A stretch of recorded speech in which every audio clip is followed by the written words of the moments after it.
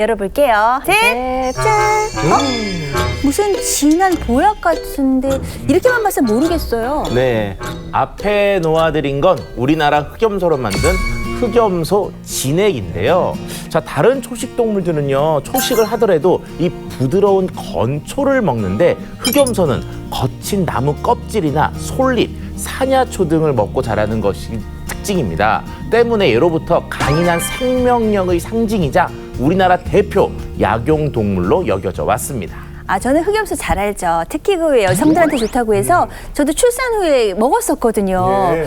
이거 지금 조금 비리고 냄새나기도 하는데 사실은 건강에 좋은가 봐요. 네, 흑염소는 오랜 세월 우리와 함께 해왔는데요. 동의보감에는 흑염소를 고양이라고 하여 피로와 허약을 보하고 몸속에 기운을 끌어올려주고 마음을 편히 다스리며 놀람을 진정시켜준다고 기록되어 있고요. 또 본초 강목에는 산모는 물론 허약자의 건강에 도움을 주며 위장의 원활한 작용을 돕고 원기를 회복시키고 근골을 튼튼히 한다고 기록되어 있습니다. 이는 흑염소의 따뜻한 성질이 혈액순환과 신진대사를 원활하게 해주는 데 도움을 주는 것으로 설명을 할 수 있겠습니다. 그렇군요. 흑염소가 정말 오랫동안 사랑을 많이 받아왔는데요. 그렇다면 흑염소의 어떤 성분이 도대체 어떻게 당뇨에 도움을 주는 건지 설명을 좀 해주십시오. 네, 당뇨와 관련돼서 가장 중요한 건 혈당 조절인데요. 흑염소에는 혈당 조절을 돕는 아주 중요한 성분인 아라키돈산이 들어있습니다. 아라키돈산은 모유 속에도 많이 들어있는 성분 중에 하나인데요. 동물의 세포막을 만드는 중요한 불포화 지방산 중에 하나입니다. 이 아라키돈산이 인슐린이 재빠르게 반응하는 능력이 있는데요. 인슐린 민감성을 개선해서 혈당 조절에 도움을 주는 걸로 알려져 있습니다.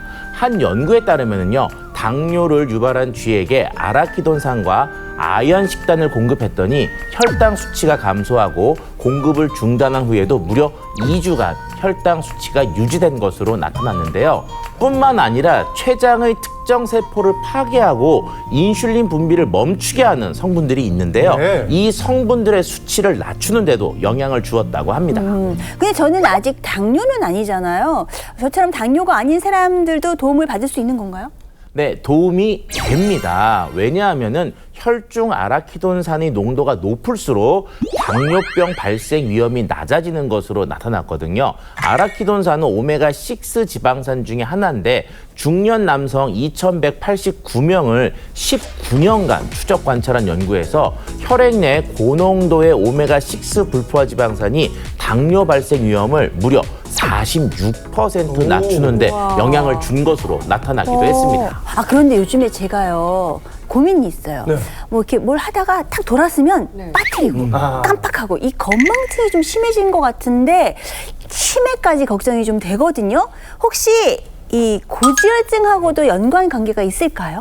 네, 연관이 있습니다. 그 고지혈증은 아시다시피 뭐 동맥경화나 이제 뇌졸중 같은 이제 혈관 질환을 야기를 하는데요. 이로 인해서 이제 뇌로 혈류 공급이 이제 원활하게 이루어지지 않으면 뇌세포 노화와 이제 손상이 유발되는 것은 물론이고요. 심하면 이제 혈관성 치매도 올 수 있습니다.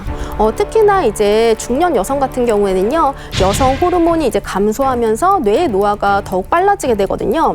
실제로 이제 완경이 알츠하이머 치매 위험을 증가시키는 대사성 뇌변화를 유발한다는 연구 결과도 있습니다.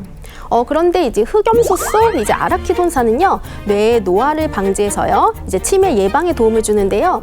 연구에 따르면 그 뇌기능 장애 환자에게 아라키돈산과 DHA를 이제 꾸준히 투여했더니 뇌기능 손상과 이제 노화로 인한 인지기능 장애가 개선된 것으로 나타났습니다. 네.